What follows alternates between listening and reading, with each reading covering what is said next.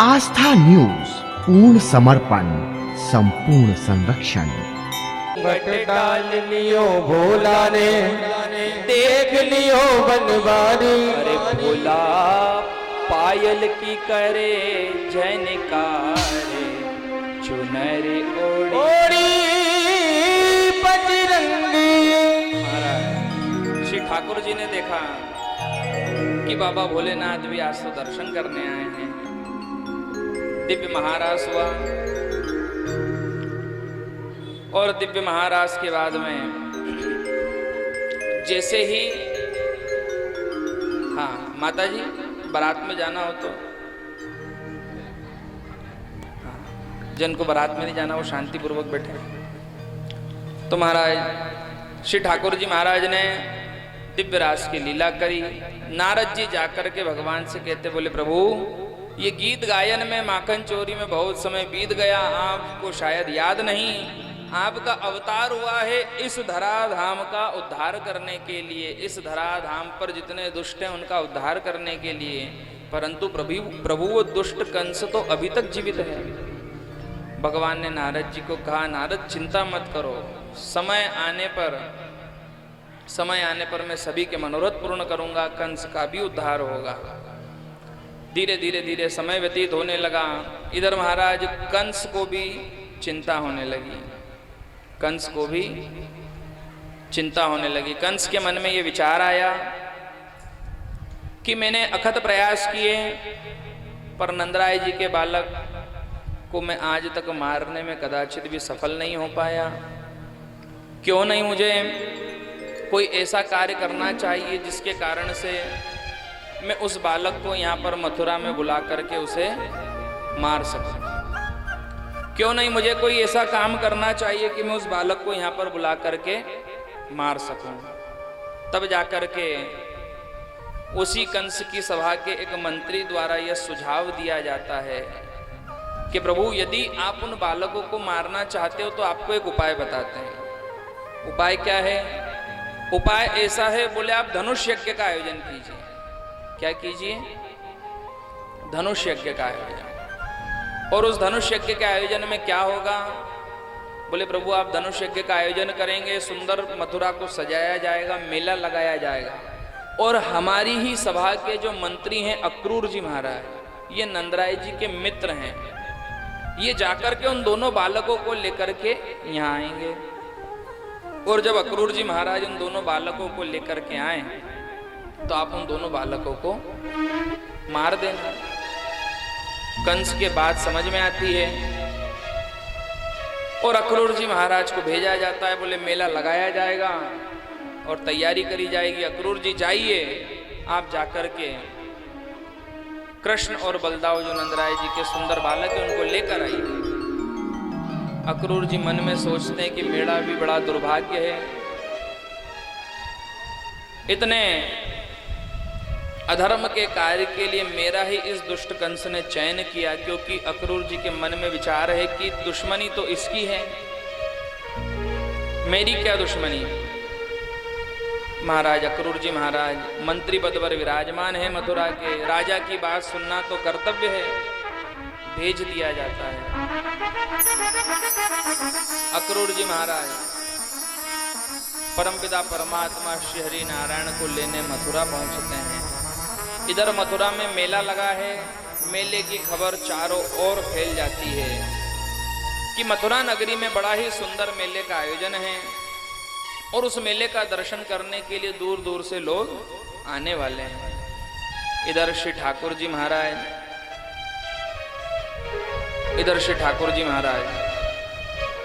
वहां पर जाने के लिए उत्सुक हैं।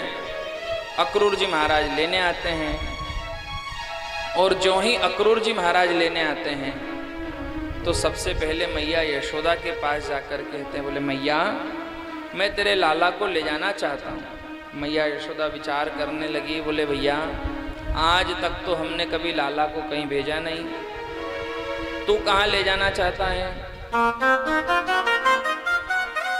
तू कहाँ ले जाना चाहता है?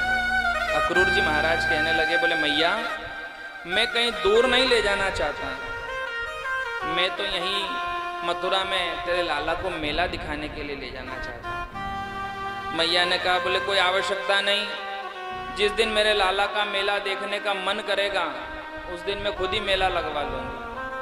भगवान ने सोचा कि मैया तो भेजने को तैयार ही नहीं है, मैया तो भेजने के लिए तैयार ही नहीं है।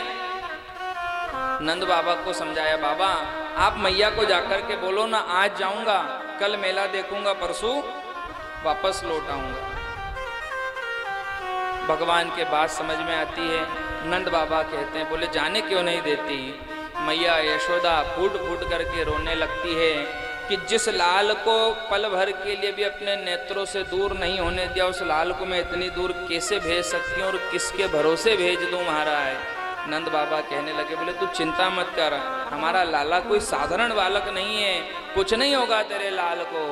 मैया यशोदा जोर जोर से विलाप करने लगती है, विराजमान होती है और रात्रि के समय में श्री ठाकुर जी को अपने हाथों से भोजन कराती है।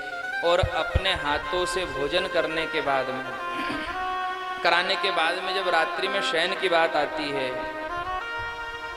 तो मैया यशोदा की गोद में सिर रख करके श्री ठाकुर जी महाराज विश्राम करते हैं। भगवान भी आज बहुत अच्छे से अपनी माँ का दुलार पाना चाहते हैं, क्योंकि ये तो ऊपर से मन समझाने वाली बात है कि आज जाऊंगा, कल मेला देखूंगा और परसों वापस लौट आऊंगा। पर श्री ठाकुर जी महाराज भी ये भली भांति जानते हैं कि कदाचित भी मैं लौटने वाला नहीं हूं। एक बार मथुरा गया तो मथुरा और मथुरा से द्वारका। इसलिए मैया का दुलार पाने के लिए रात्रि के समय में मैया की गोद में विश्राम किया। मैया की गोद में विश्राम करके प्रातः काल का समय हुआ, बलदाव जी को साथ में तैयार किया और बलदाव जी को साथ में तैयार करने के बाद में श्री ठाकुर जी महाराज जो हैं जाने के लिए तैयार होते हैं। अक्रूर जी के रथ पर विराजमान होते हैं। अक्रूर जी महाराज रथ जैसे ही चलाने लगते हैं तो मैया यशोदा और नंद बाबा तो विलाप कर रहे हैं और सारे गोप ग्वाल रथ के सामने आकर के शयन कर जाते हैं। हम भी चलेंगे कन्हैया, तुझे जाने नहीं देंगे। भगवान सबको ढांढस बधाते हुए सांत्वना देते हैं, चिंता मत करो, आज जाऊंगा, कल रुकूंगा, परसों वापस आ जाऊंगा। सारे गोप ग्वाल कहने लगे, ये कन्हैया कुछ न कुछ जादू जरूर करेगा, क्यों नहीं हम भी इसके साथ ही चलें। तो महाराज भगवान तो अक्रूर जी के रथ में सवार है और सारे गोप ग्वाल गैया बछड़े लेकर के अपने अपने मार्ग से मथुरा की ओर गमन कर जाते हैं। इधर अक्रूर जी महाराज धीरे धीरे रथ चला रहे हैं। क्यों? क्योंकि मन में ये भाव है कि जितनी जल्दी पहुंचूंगा उतनी जल्दी वो कंस इन दोनों बालकों को मार देगा, तो क्यों नहीं आराम से ही चलूं। इतनी आराम से चले कि मथुरा से गोकुल की दूरी कितनी आप जानते हैं ना, 10 मिनट का रास्ता है। अगर बैलगाड़ी से कोई रथ से भी तय किया जाए तो आधी पौन घंटा। पुराने समय का मार्ग वन से भरा हुआ होगा तो और थोड़ा समय मान लीजिए, पर सुबह से लेकर सायंकाल का समय हो गया। अक्रूर जी अभी तक मथुरा नहीं पहुंचे। रास्ते में जब जमुना आई तो भगवान ने कहा, बोले क्यों नहीं अक्रूर जी स्नान कर लिया जाए। अक्रूर जी ने कहा, बोले ये तो बहुत अच्छी बात है, और समय मिलेगा रुकने को। जमुना जी में स्नान करने का मन करा। अक्रूर जी महाराज ने डुबकी लगाई और कन्हैया ने भी जमुना महारानी की जय बोल करके जब डुबकी लगाई तो उसी जमुना के जल में अक्रूर जी महाराज को चतुर्भुज स्वरूप का दर्शन कराया है। अक्रूर जी महाराज प्रसन्न हो गए और प्रसन्न होकर महाराज वायु के वेग से अपने रथ को चलाने लगे। पहले रथ धीरे चल रहा था, पहले रथ धीरे चल रहा था, क्योंकि अक्रूर जी महाराज जानते थे जितनी जल्दी पहुंचूंगा उतनी जल्दी ये बालक मारे जाएंगे। और आज रथ पूर्ण गति से चल रहा है, क्योंकि जानते हैं जितनी जल्दी पहुंचूंगा वो दुष्ट कंस मारा जाएगा। अक्रूर जी महाराज रथ लेकर के पहुंचते हैं। श्री ठाकुर जी महाराज कन्हैया कहते हैं, बोले काका जी हमको यहीं उतार दो, हम पहले मेला घूमेंगे फिर मामा जी से मिलेंगे। भगवान मेला घूमने के भाव से वहीं मथुरा के विश्राम घाट पर रुकते हैं। वहां पर क्या देखा भगवान ने कि मामा जी की सभा में जाना है, इतने सारे गोप ग्वाल है, किसी के पास भी सुंदर वस्त्र तो है नहीं। तभी महाराज महाराज कंस के वस्त्र लेकर के एक रजक जा रहा था, उससे वस्त्र मांगे, उसने वस्त्र देने से इनकार किया। उसने वस्त्र देने से इनकार किया। भगवान ने एक ही मुष्टिका का प्रहार किया और सर को धड़ से अलग कर दिया। जो ही सर धड़ से अलग हुआ तो महाराज सारे मथुरावासी देखने लगे कि इसका अपराध क्या था। ऐसा कौन सा अपराध इस जीव ने कर दिया जो इसने एक ही मुष्टिका के प्रहार से इस बालक ने सर धड़ से अलग कर दिया। तब जाकर के सुखदेव मुनि बताते हैं कि इस रजक ने इस जन्म में अपराध नहीं किया, इस रजक ने पूर्व जन्म में अपराध किया था। मैया जानकी के चरित्र पर महाराज उंगली उठा करके इसने मैया जानकी के चरित्र को उंगली उठा करके लाछन लगाने का प्रयास किया था। उस समय तो भगवान मर्यादा पुरुषोत्तम के स्वरूप में थे, कुछ कह ना सके, पर आज भगवान लीला पुरुषोत्तम के स्वरूप में थे। भगवान को वही बात याद आई और इस रजक का उद्धार किया।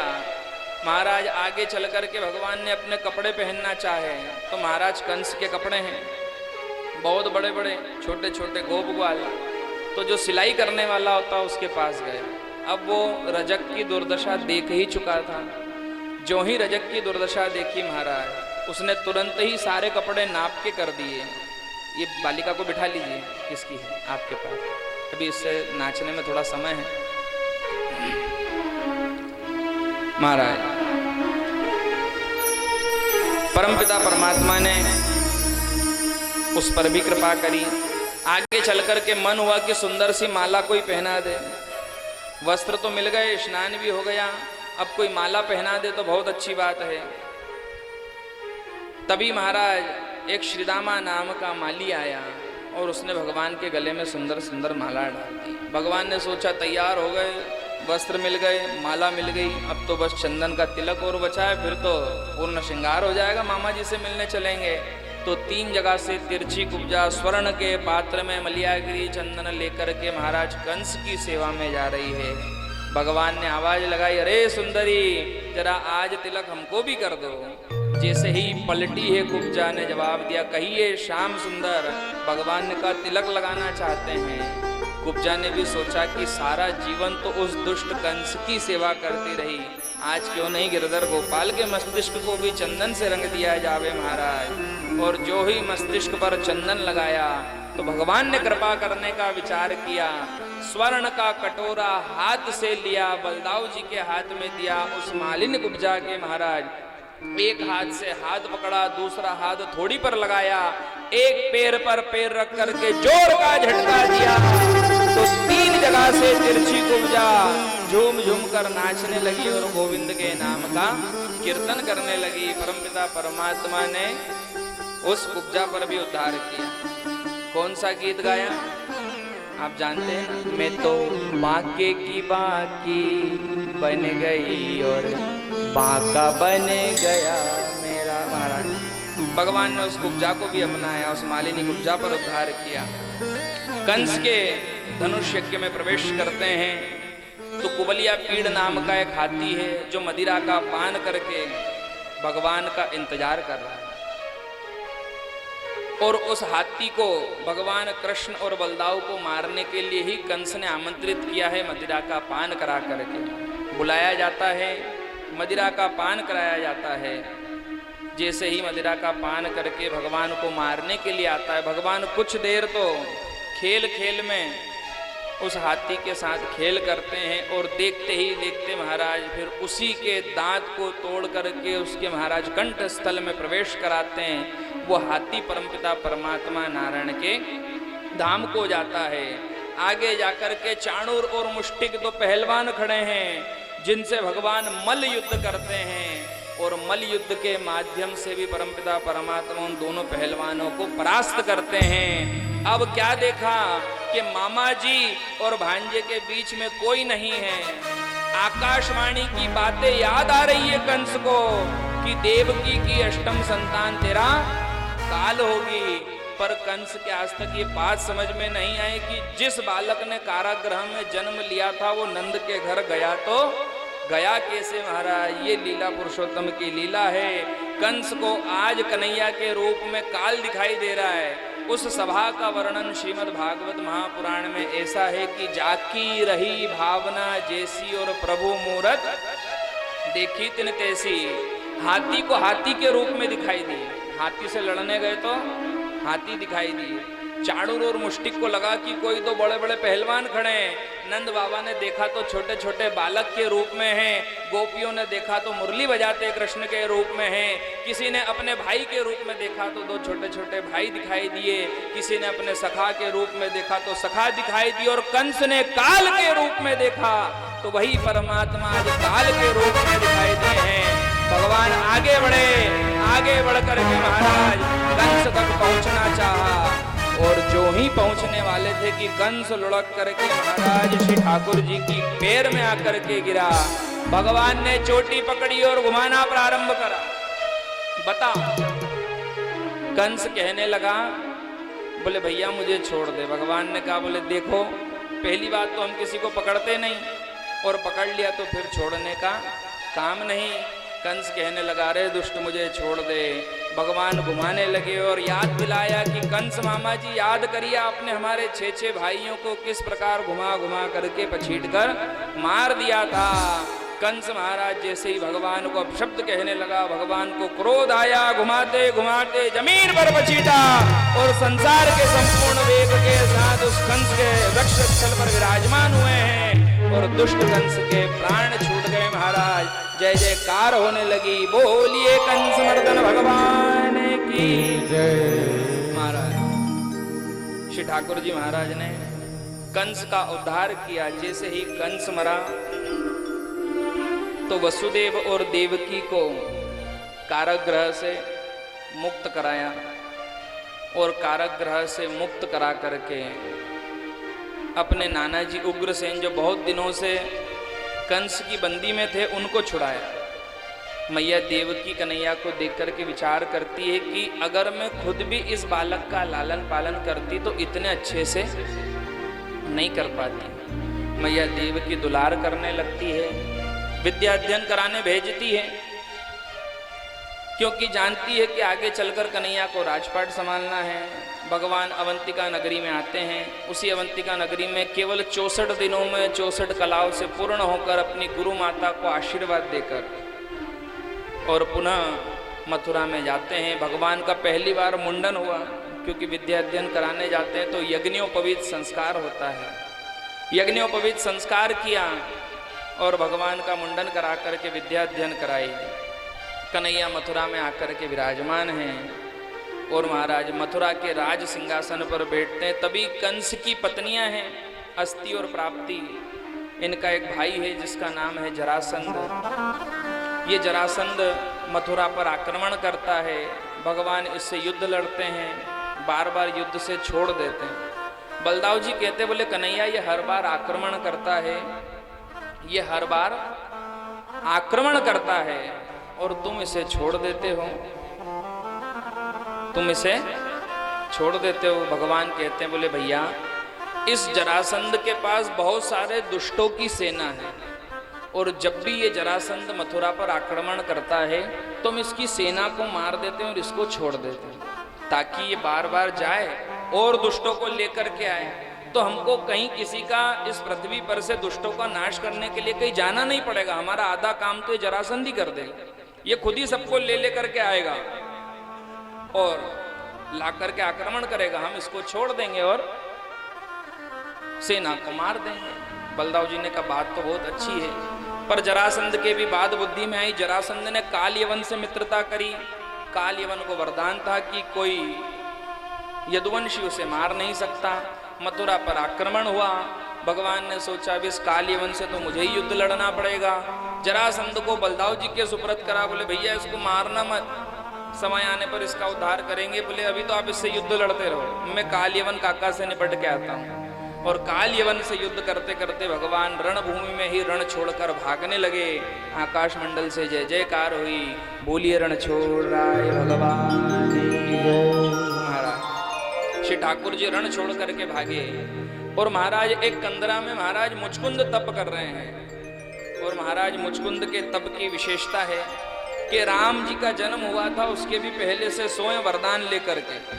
और कैसा वरदान है कि जो हमें नींद से जगाएगा और सबसे पहले जिसको देख लेंगे वो जल करके भस्म हो जाएगा।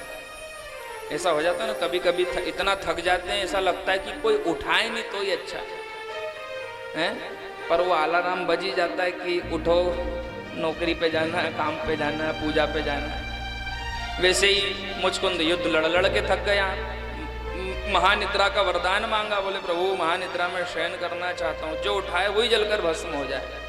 भगवान ने कहा बहुत अच्छी बात है, जाकर के आराम करो। तथास्तु कहा, वही मुचकुंद सोया है। भगवान ने अपना पीताम्बर मुचकुंद को ओढ़ाया और पत्थर की ओट में जाकर के छुप गए। काल यवन आया, भगवान को लात मार करके कहने लगा, अरे दुष्ट, युद्ध छोड़ करके यहाँ आकर के सोता है। काल यवन ने सोचा कि ये यहाँ आकर के सो गया है। महाराज मुचकुंद की लात मारने के कारण नींद खुली। जो ही निद्रा खुली है, नेत्रों से भीषण अग्नि की वर्षा हुई और काल यवन जल करके भस्म हो गया।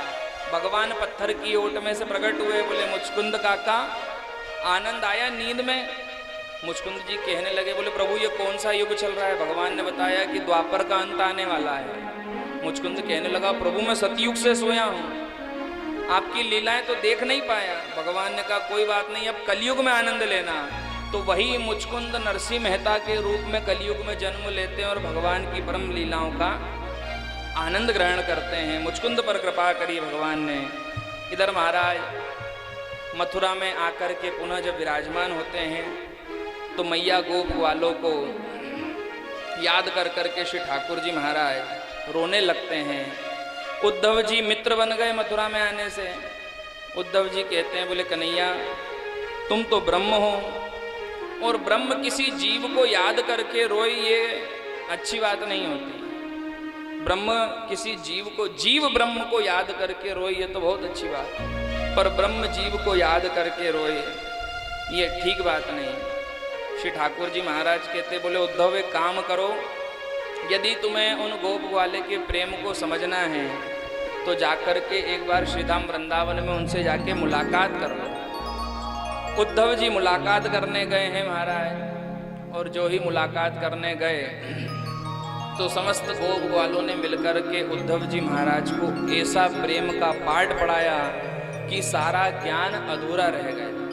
उन गोपियों ने बताया कि उद्धव तूने ज्ञान से बहुत सारी विद्याएं अध्ययन ग्रहण कर ली होगी, पर कदाचित भी तू उस ब्रह्म को नहीं पा सकेगा जब तक उनके प्रेम को समझेगा नहीं।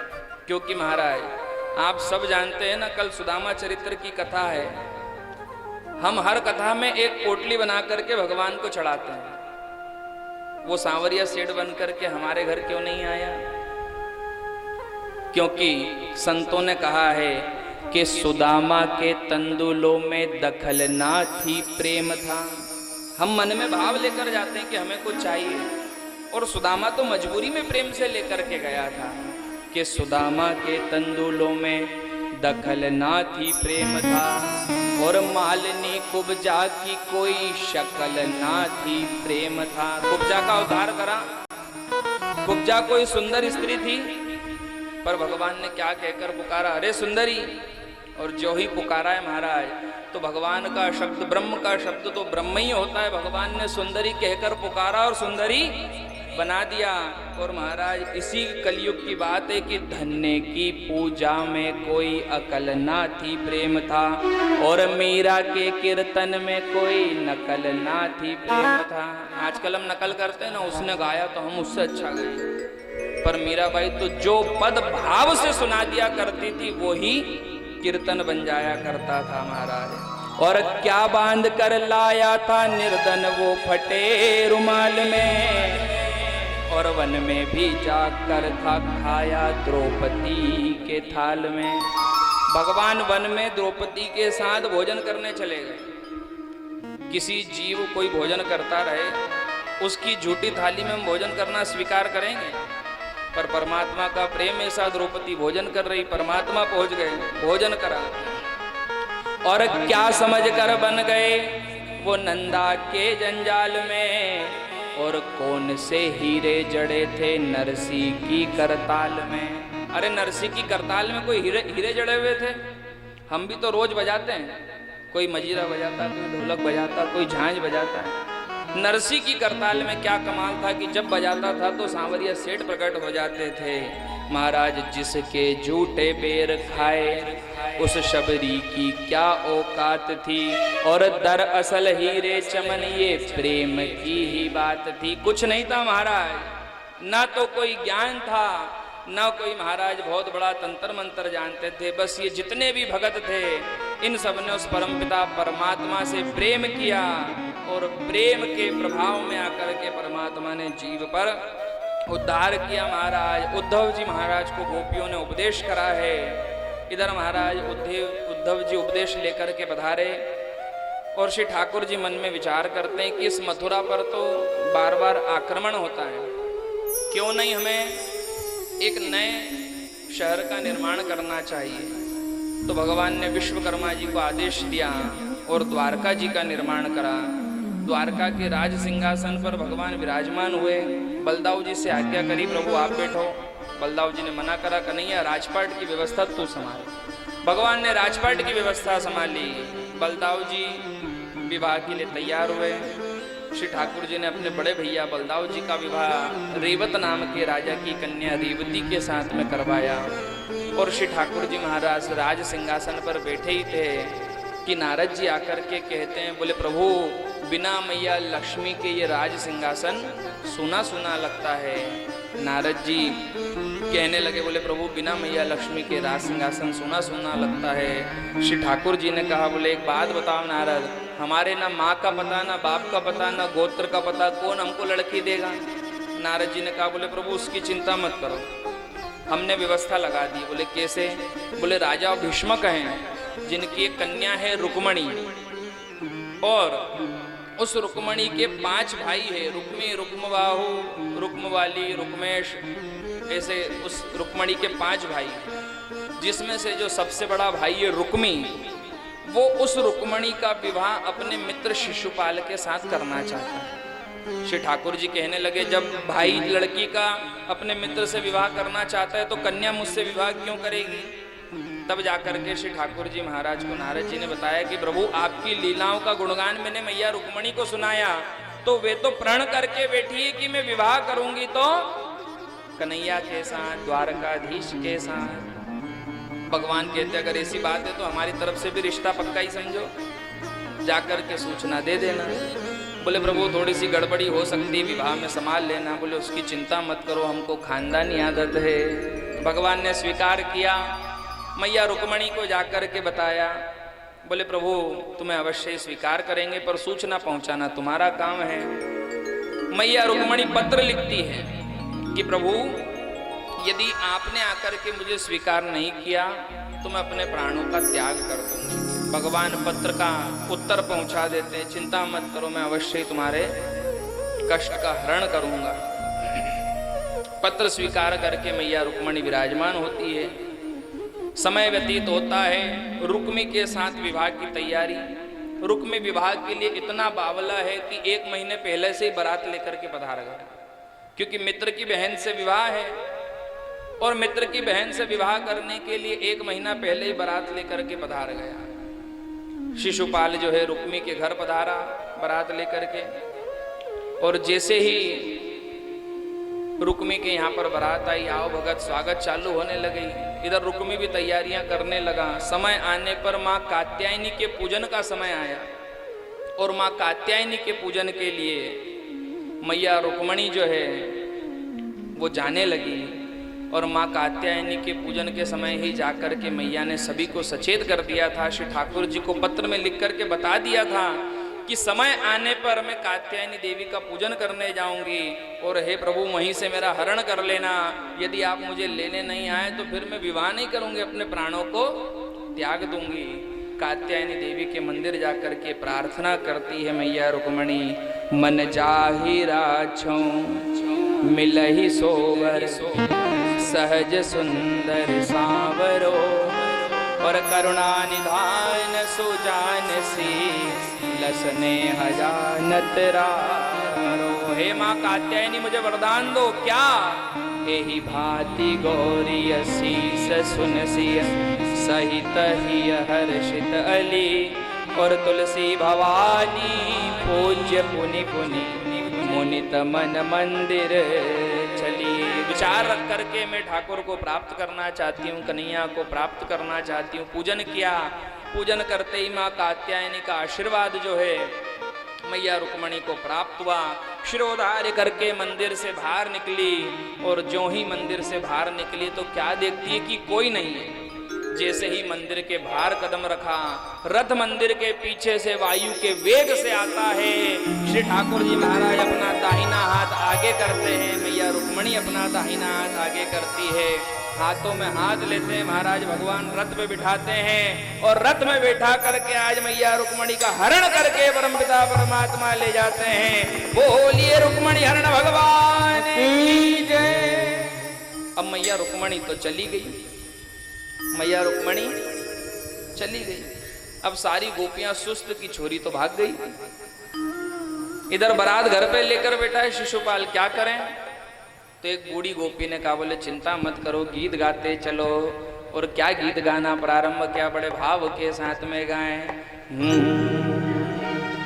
अरे ले गयो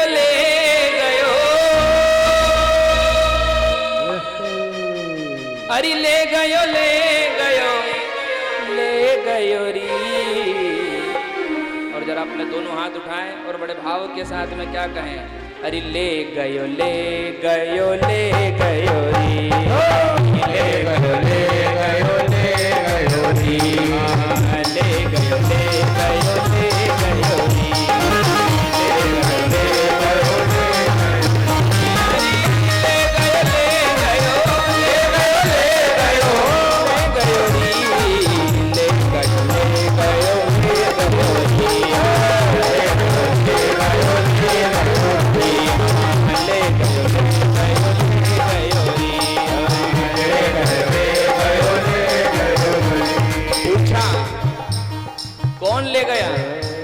किसको ले गया?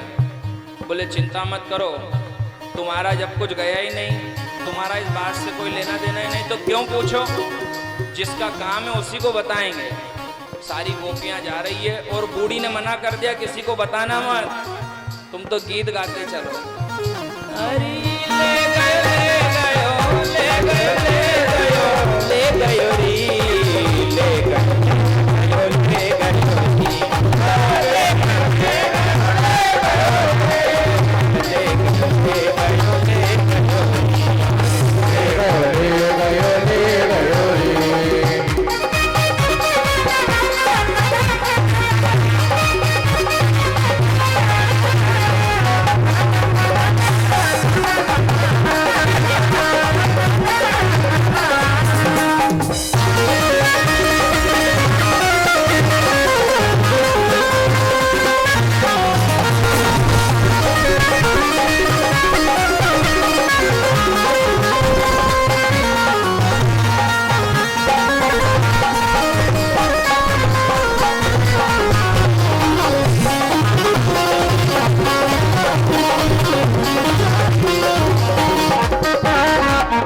राजा भीष्मक के द्वार पर पहुंचे। राजा भीष्मक ने पूछा कौन ले गया, किसको ले गया? बोले चिंता ही मत करो, तुम्हारे भी काम की चीज नहीं। रुक्मी ने पूछा कौन ले गया, किसको ले गया? वो बूढ़ी कहने लगी, बोले अब नहीं बताएंगे तो गर्दन कट जाएगी। बोले चिंता ही मत करो, जैसे ही नाम सुनेगा ना तलवार इसके हाथ से छूट जाएगी। बोले अच्छा, इतने प्रभावशाली घर गई है हमारी कन्या? बोले हाँ इतने प्रभावशाली घर गई है। कहाँ गई है सबको मालूम है ना, रुक्मणी जी कहाँ गई है? अब बूढ़ी कहने लगी, बोले जैसा जैसा मैं गाऊं कहना। अरे ले गयो री, कौन ले गया, किसको ले गया, कहाँ ले गया? जिसको पता है जरा अपने दोनों हाथ उठाएं। ओ रुक्मणी कन्हैया ले गई, रुक्मणी कन्हैया ले गयो री, रुक्मणी कन्हैया ले गयो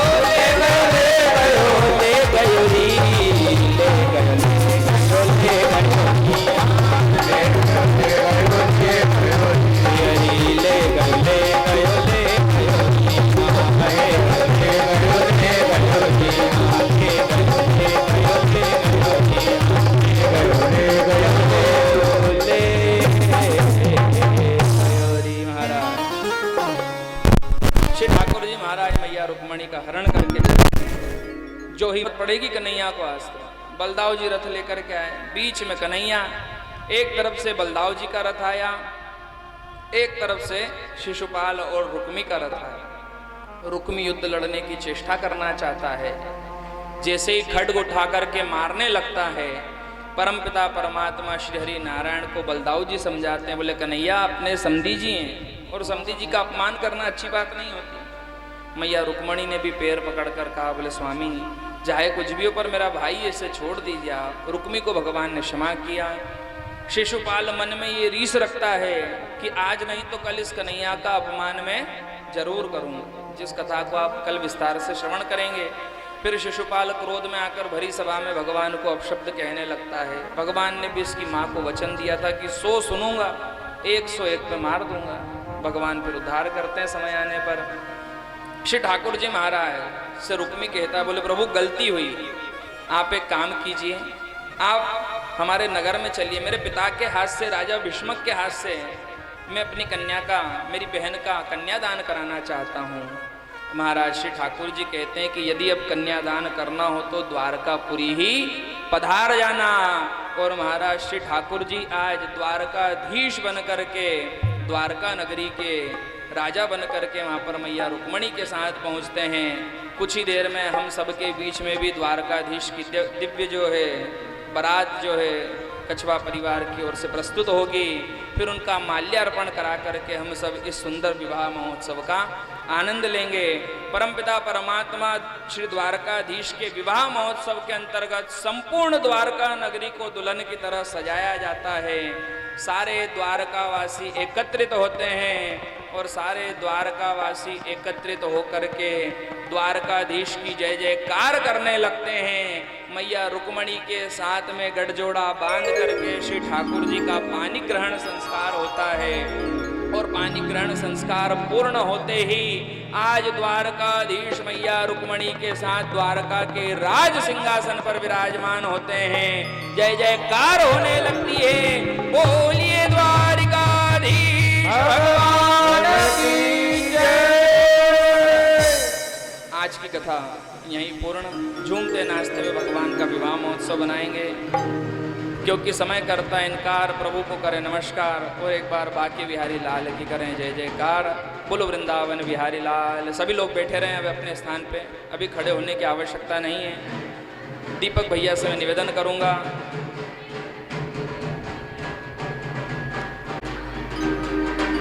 बस हो।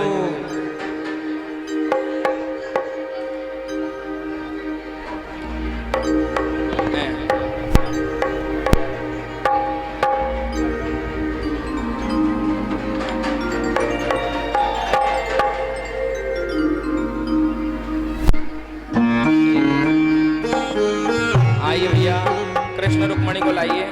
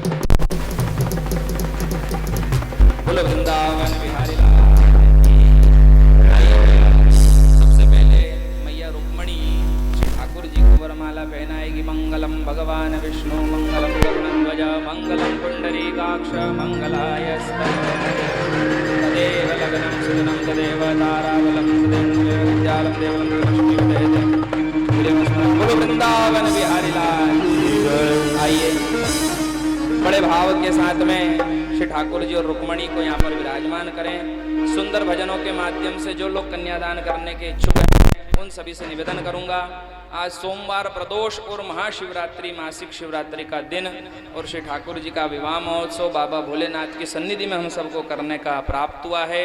सभी ब्रजवासी, सभी परिहार कॉलोनी निवासी, भोलेनाथ नगर निवासी और जितने भी इस मंदिर प्रांगण में विराजमान हैं, कछवा परिवार और तोमर परिवार के साथ आकर के सभी मिलकर के श्री ठाकुर जी महाराज का, सबसे पहले मैं राहुल भैया और भाभी जी से निवेदन करूंगा राहुल भैया अंदर आइए और कन्यादान का संकल्प करें बड़े भाव से मिलकर के। और बाकी सभी भक्तों से भी निवेदन करूंगा कि जो लोग पूजन करने और नृत्य करने के इच्छुक हैं वे लोग अपने अपने स्थान पर खड़े हो जाएं। जो पूजन करना चाहते हैं वे भगवान का पूजन करें, जो नृत्य करना चाहते हैं वो श्री ठाकुर जी की सभा में नृत्य करें और बड़े भाव से श्री ठाकुर जी का विवाह महोत्सव बनाएं। राहुल भैया विराजमान हो जाइए 2 मिनट नीचे। संकल्प बोलो वृंदावन बिहारी लाल की जय। हमारे बीच में कछवा परिवार के राहुल भैया कन्यादान करेंगे। उसके पहले मैं निवेदन करूंगा सभी लोग अपने अपने स्थान पर खड़े हों। जो लोग पूजन करना चाहते हैं वे पूजन करेंगे, जो नृत्य करना चाहते हैं झूम के ठाकुर जी का महोत्सव बनाए।